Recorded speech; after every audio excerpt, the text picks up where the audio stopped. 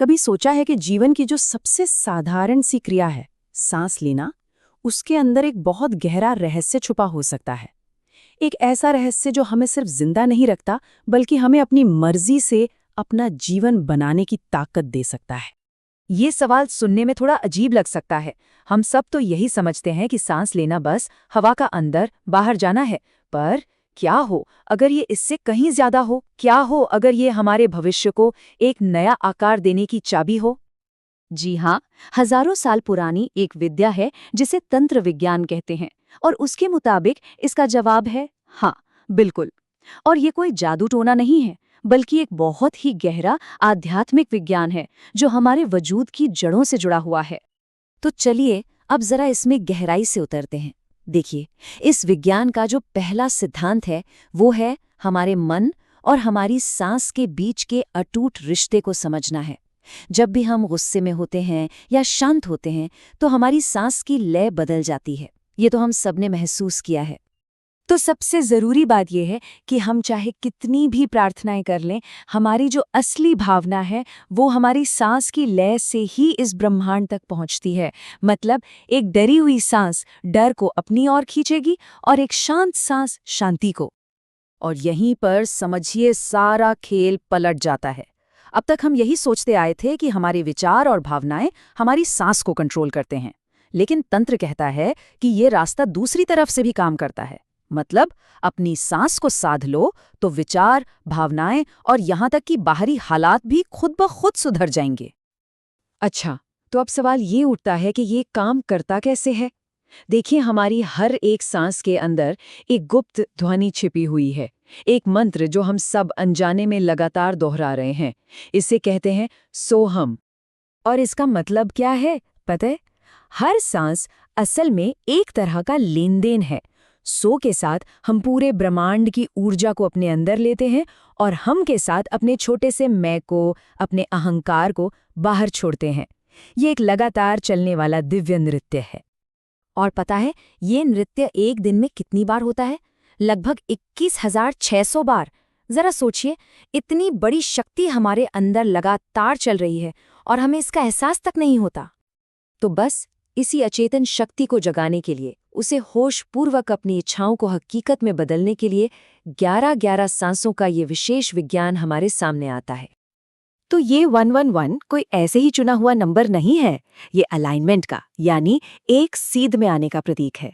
ठीक वैसे ही जैसे रेडियो को एक खास फ्रीक्वेंसी पर सेट करने से ही गाना साफ सुनाई देता है। बस 111 वो फ्रीक्वेंसी है जहां हमारी इच्छा हकीकत बनने की प्रक्रिया शुरू करती है। लेकिन इस पूरी प्रक्रिया का जो असली राज है वो सांस लेने या छोड़ने में नहीं है। नहीं, वो छुपा है उस एक पल के ठहराव में, सांसों के बीच के उस छोटे से गैप में। इस अवस्था को कहते हैं भैरवी अवस्था। ये वो शून्य का पल है जहां न सांस अंदर है न बाहर। और तंत्र विज्ञान कहता है कि यही वो दरवाजा है जहां से सृजन होता है। यही वो पवित्र जमीन है जहां हमारे विचार हकीकत का रूप ले सकते हैं। इसे करने का तरीका बहुत ही व्यवस्थित है। सबसे पहले रीढ़ की हड्डी को एक एंटीना की तरह सीधा रखकर बैठना है। फिर जब सांस अंदर लें तो सो का भाव करें, जैसे पूरे ब्रह्मांड की ऊर्जा अंदर आ रही है। इसके बाद जो सबसे जरूरी पल है वो ठहराव। उस पल में अपनी इच्छा को एक तस्वीर की तरह देखें, ऐसे जैसे वो पहले ही पूरी हो चुकी है। और फिर हम के भाव के साथ सांस छोड़ते हुए उस इच्छा को, अपने अहंकार को, सब कुछ अस्तित्व को सौंप देना है। और हाँ, इस पूरी प्रक्रिया के दौरान ध्यान बनाए रखने के लिए 111 से 1 तक की उल्टी गिनती करना बहुत मददगार माना जाता है। अच्छा, तकनीक तो हो गई, पर अब आता है वो हिस्सा जो शायद सबसे मुश्किल है, और वो है उसे पूरी तरह से छोड़ देना। किसान का ये उदाहरण यहाँ पर एकदम सटीक बैठता है। वो बीज बोता है और घर चला जाता है। उसे धरती पर, सूरज पर, बादलों पर भरोसा होता है। बस ठीक वैसे ही अपनी इच्छा का बीज बोने के बाद हमें भी अस्तित्व को अपना काम करने देना होता है। अगर कोई लगातार परिणाम की चिंता करता है तो वो उस प्रक्रिया में रुकावट डाल रहा है। चिंता और शक उस बीज को कभी बढ़ने नहीं देंगे। भरोसा और समर्पण, यही असली चाबी है। और आखिर में एक बहुत जरूरी बात, ये समझना होगा कि इतनी बड़ी शक्ति के साथ एक बहुत बड़ी जिम्मेदारी भी आती है। ये कोई खेल नहीं है। जब विचार इतने शक्तिशाली हो जाएं, तो किसी के लिए बुरा सोचना भी खुद को ही नुकसान पहुंचाने जैसा है। वो ऊर्जा घूमकर वापस अपने पास ही आती है।